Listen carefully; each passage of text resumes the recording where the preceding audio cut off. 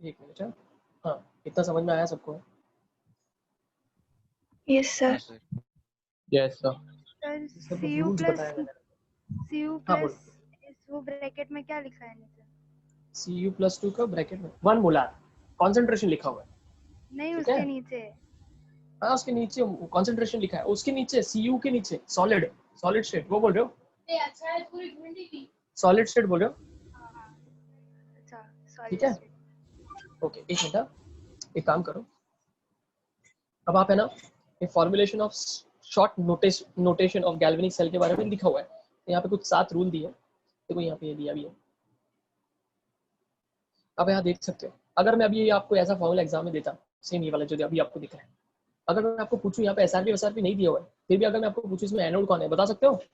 कौन है एनोड, बताओ? मैग्नीशियम। मैग्नीशियम है ना, और कैथोड कौन है? सिल्वर। तो फॉर्मूला देख के भी पता चलता है। एग्जाम में कभी कभार वो लोग एसआरपी भी दे सकते हैं, एग्जाम में वो लोग एसआरपी के फॉर्म में भी दे सकते हैं। अगर एसआरपी देंगे तो आप उससे पता कर सकते हो कि कैथोड कौन है। और कभी कभी वो लोग सेल्फ फॉर्मूला देते हैं, तो उससे भी पता चलता है कि कैथोड कौन और एनोड कौन।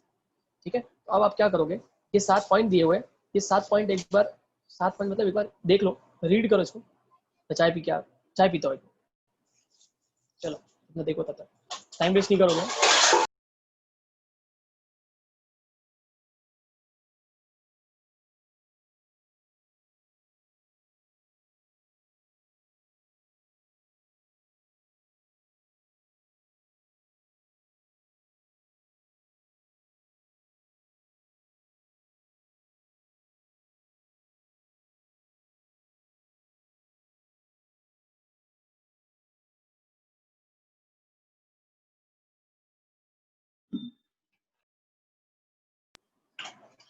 चलो ठीक है,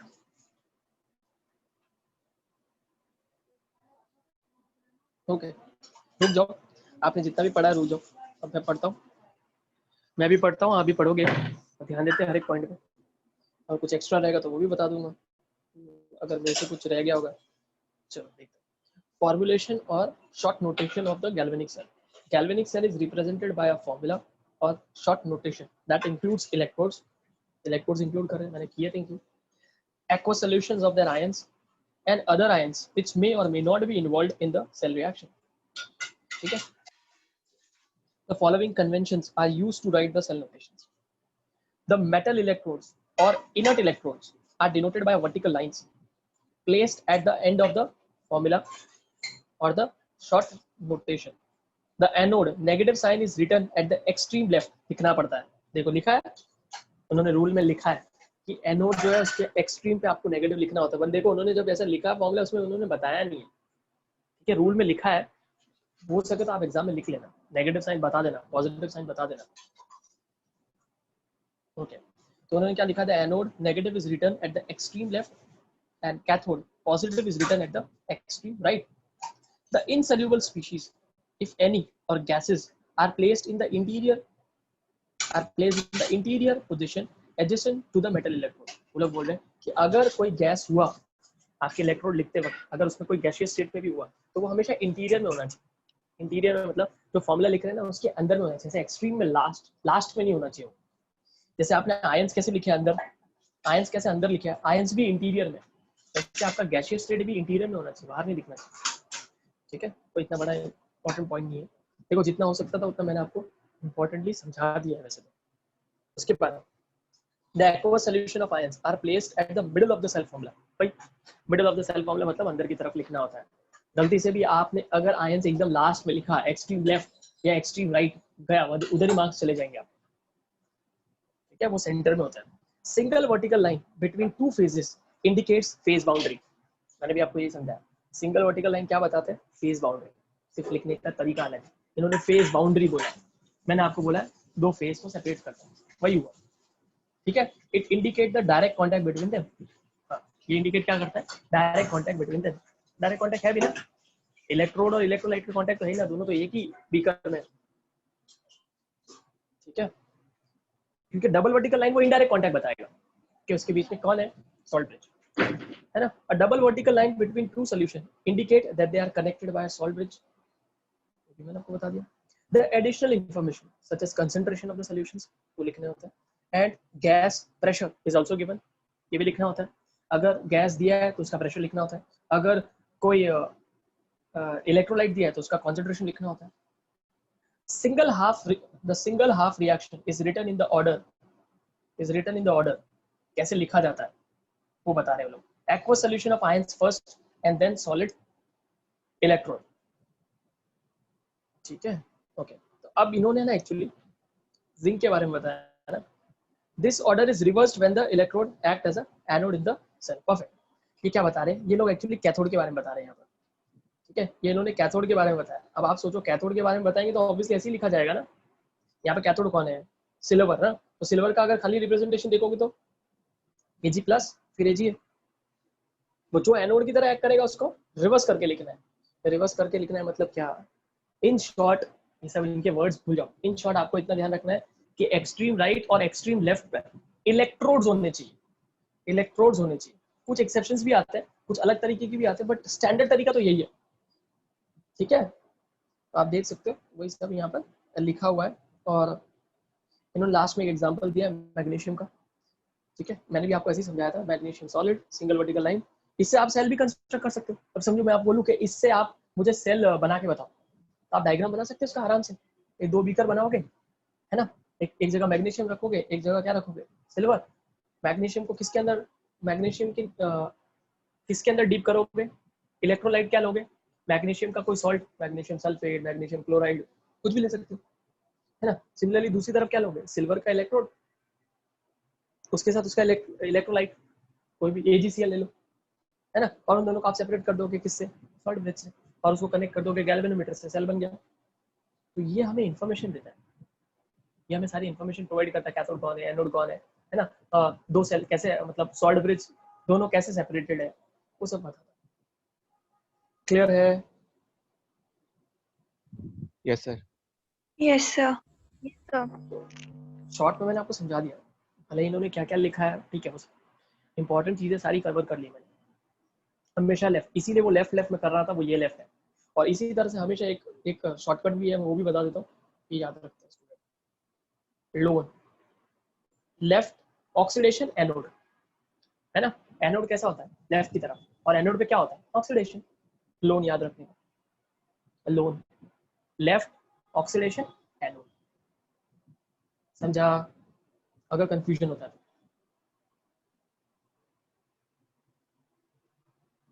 ठीक है। Yes sir. चलो ओके। अब देखो राइटिंग ऑफ सेल रिएक्शंस, अब उन्होंने सेल रिएक्शंस के बारे में बताया। अच्छा, यहाँ पर उन्होंने सेल रिएक्शंस के बारे में बताया कि वो कैसे लिखते हैं, ठीक है, वो भी बता देते हैं। हाँ, सेल रिएक्शन दो फॉर्म में लिखते हैं। क्या, एक आपको पता है कि दो बीकर, राइट, दो बीकर है, तो पहला एक ऑक्सीडेशन होगा, एक रिडक्शन होगा, है ना। हम सबसे पहले क्या लिखेंगे, एनोड के बारे में, एनोड के बारे में, मतलब सबसे पहले हम ऑक्सीडेशन लिखने वाले हैं। तो कैसे लिखोगे, oxidation half reaction, oxidation half reaction, ठीक है। मैं हाइपोथेटिकल ले रहा हूँ, ऑक्सीडेशन हाफ रिएक्शन। ऑक्सीडेशन का मतलब क्या होता है, लॉस ऑफ इलेक्ट्रॉन। तो A gives A+2 plus 2 electron, ये हमारा क्या हो गया, ऑक्सीडेशन हाफ रिएक्शन। फिर आप क्या लिखोगे, रिडक्शन हाफ रिएक्शन, जो दूसरे बीकर में हो रहा है, समझो वो B है, तो वहां पे क्या होगा, B+2, 2 इलेक्ट्रॉन गेन करेगा, जो इसने रिलीज किए, क्या बन जाएगा, B, ठीक है। इनके नीचे लिखना होता है स्टेट, ये सॉलिड है, ये क्या है, एक्वस है। वापस एक्वस सॉलिड वो सब नहीं बताया, बेसिक रूल्स याद रखने जो पहले से सीखे हुए हैं। तो ये हो गया हमारा ऑक्सीडेशन ऑफ रिएक्शन, ये हमारा हो गया रिडक्शन ऑफ रिएक्शन। फिर आप क्या करोगे, लास्ट में क्या लिखोगे, net cell reaction, net cell reaction. Net cell reaction में क्या नहीं दिखनी चाहिए, हमेशा इलेक्ट्रॉन्स। आप देख सकते हो इन दोनों को अगर मैं ऐड करूंगा तो इलेक्ट्रॉन अपोजिट साइड में, जो चीजें अपोजिट साइड में होती है वो कैंसिल हो जाती है ना। तो हमारा नेट सेल रिएक्शन क्या आ जाएगा, A plus B2 plus gives A2 plus B plus B। तो आपको ये वाला समझ में आना चाहिए, और इससे भी हमें पता चल जाता है, अगर आपको एग्जाम में सेल रिएक्शंस भी दिए ना, वो तो सेल रिप्रेजेंटेशन था जो उसके पहले सिखाया, सेल रिएक्शन से भी समझ में आ जाता है कौन कैथोड है कौन एनोड है। आप सोचो कि अगर आपको मैं ऐसा रिएक्शन देता, ये ऊपर वाला एस्पेक्ट नहीं, ऊपर वाला जो मैंने बताया वो एस्पेक्ट नहीं है आपके पास, तो भी आप जज कर सकते हैं ना यहाँ से कि हाँ ए है, ए का क्या हुआ है, ए का यहाँ पर देख रहे हैं ऑक्सीडेशन नंबर बढ़ा, ऑक्सीडेशन नंबर बढ़ा मतलब ऑक्सीडेशन हुआ। बी का क्या हुआ, ऑक्सीडेशन नंबर घटा, है ना। या फिर आप जिनको जिनको कंसेप्ट क्लियर है उनको पता है यहाँ पर ए का क्या हो रहा है, ऑक्सीडेशन, तो पता चल जाता है ए का अगर ऑक्सीडेशन हो रहा है मतलब ए एनोड है ना। बी का क्या हो रहा है, रिडक्शन, इसका मतलब बी कैथोड है। तो रिएक्शन से भी पता कर सकते हैं, आपका एग्जाम में रिएक्शंस भी दे सकते हैं वो लोग, और उससे भी आप पता कर सकते हो कैथोड कौन एनोड कौन, अगर एसआरपी नहीं दी हुई है तो, अगर सेल रिप्रेजेंटेशन नहीं दिया है तो। समझा? Yes, sir. Yes sir. Yes, sir. ठीक है, और ये सब अब आगे जाके यूज होने वाले हैं इन द फॉर्मेट और in the numerical of Nernst equation, और the calculation of Nernst equation वाला जो न्यूमेरिकल आने वाला है, वेरी इंपॉर्टेंट, बहुत ज़्यादा इंपॉर्टेंट है वो। ठीक है, उसमें थोड़ा दिमाग लगाना पड़ता है, काफ़ी लंबा न्यूमेरिकल भी होता है वो, काफ़ी लंबा होता है। ठीक है, उसमें ये सब यूज होने वाला है, और अगर आया भी एग्जाम में तो थोड़ा ज़्यादा मार्क्स के लिए आएगा, इंपॉर्टेंट है। चलो देखते हैं। हाँ, writing of the cell reaction क्या लिखा है, the cell reaction corresponding to the cell notation is written on the assumption that right hand side electrode is cathode, उसे पता है, and left hand side is anode। थोड़ी देर में lecture रुक जाएगा, वापस ज्वाइन कर लेना।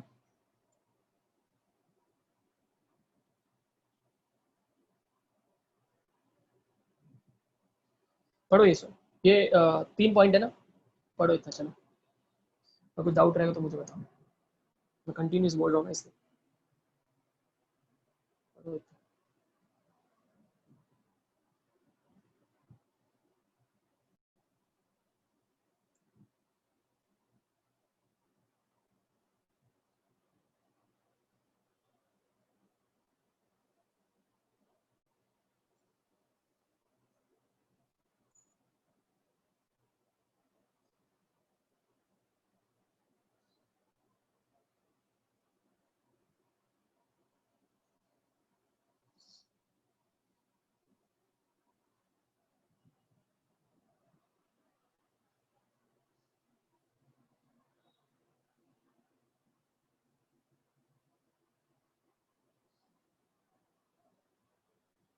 हो जाए तो बता दा।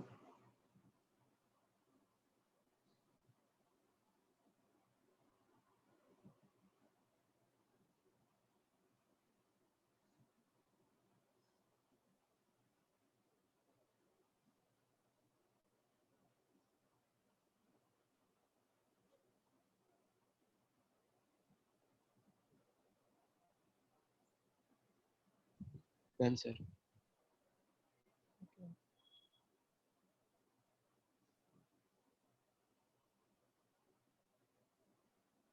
और किसी का हुआ? पॉइंट ही है, मैंने जो बोला वही सब लिखा है, देखो।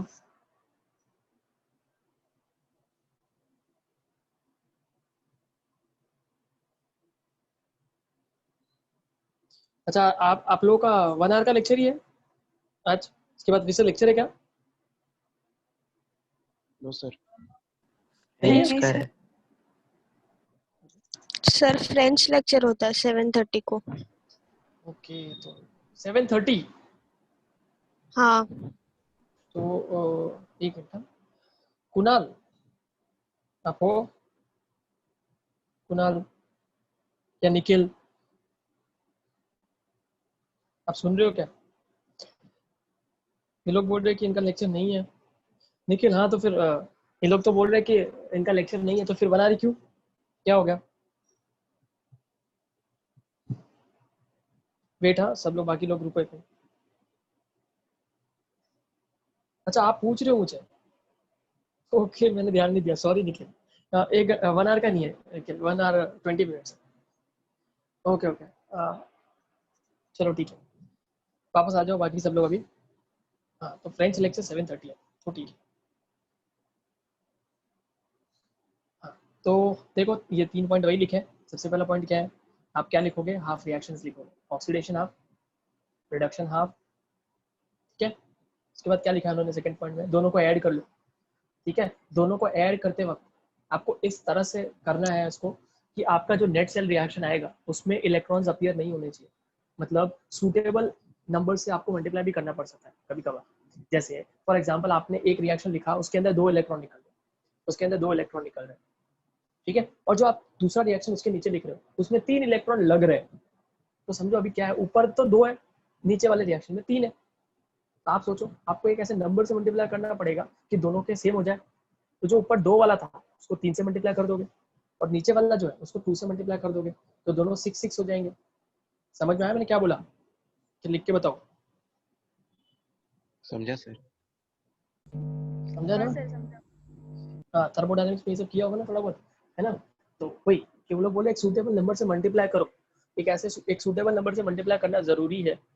क्यों? क्योंकि आपको फाइनल नेट सेल रिएक्शन में, आपके नेट सेल रिएक्शन में इलेक्ट्रॉन्स अपीयर नहीं होने चाहिए, इलेक्ट्रॉन्स अपीयर नहीं होने चाहिए।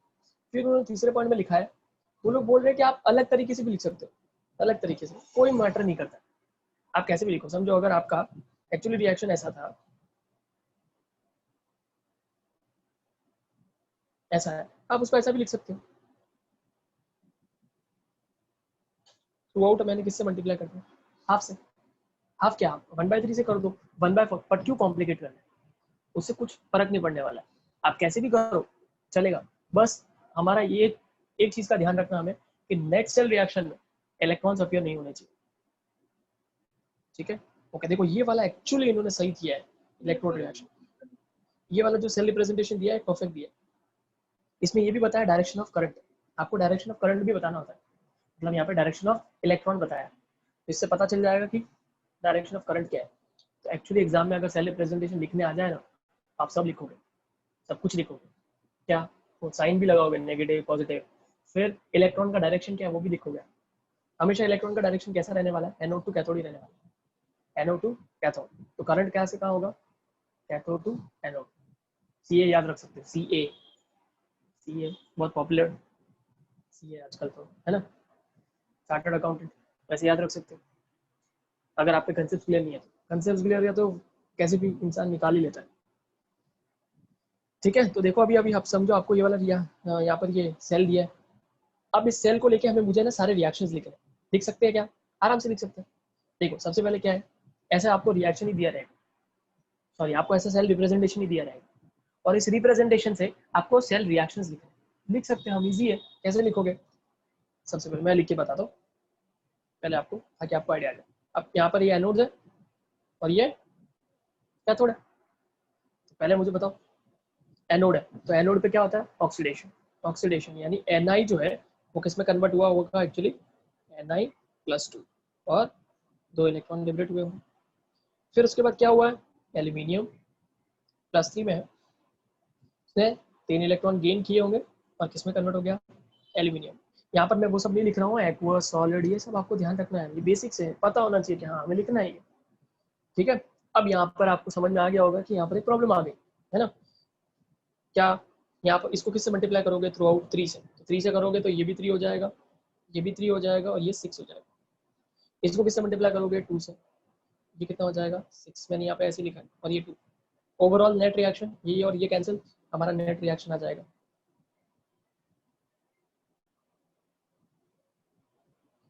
ये क्यों इंपॉर्टेंट है? क्योंकि आगे नर्ड्स सेल में ये सब इंपॉर्टेंट है, ये सारी चीजें नर्ड्स रिएक्शन में इंपॉर्टेंट है।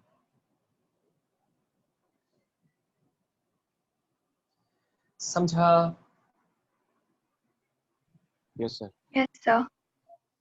ये सेल रिप्रेजेंटेशन से सेल रिएक्शन इस तरह से लिखा जाता है। अब मैंने तो इतना फटाक से लिख दिया, आपको ऐसे नहीं लिखना इतना रफली, आपको पूरा लिखना पड़ेगा, एग्जाम में बोर्ड में प्रेजेंट करना होगा। हाँ, कि सबसे पहले ये क्या है? Oxidation half reaction at anode, ये लिख लिया। उसके बाद अगला reduction half reaction at cathode, लिख लिया। फिर उसके बाद ये भी बताओ कि सिंस यहाँ पर वो एक फैक्टर से मल्टीप्लाई करना पड़ेगा, so that the no electrons appears in the final reaction, ऐसा लिखना पड़ेगा। उसके बाद लिखोगे हेडिंग नेट सेल रिएक्शन, फिर इन दोनों को ऐड करके दिखाओगे, एंड फाइनली ऐसा बताओ, ठीक है? ये पूरा फॉर्मेट होता है, आप देख सकते हो यही सब होगा यहाँ पर, देख लो। चलो ये देखो अभी, तब तक इसको ऐसे रिप्रेजेंट करना है, एक बार पढ़ लो ये पूरा और देख लो, हो जाए तो बता देना मुझे।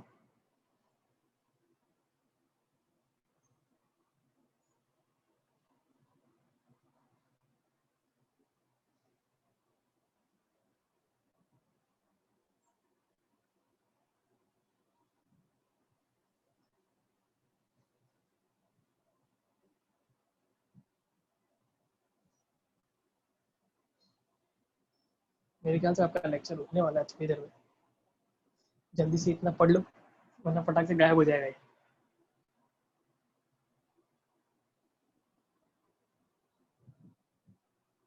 ओके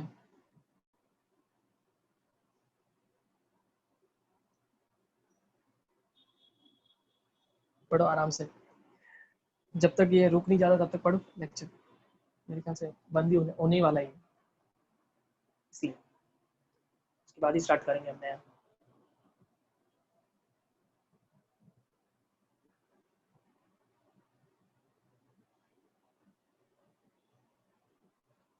तब तक बैठे मत रहना, पढ़ना है, अच्छे से देख लो।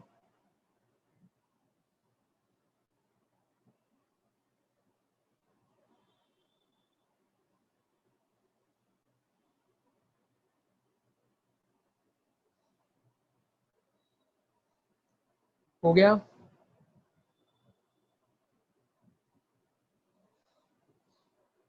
हो गया तो बता दो एटलीस्ट।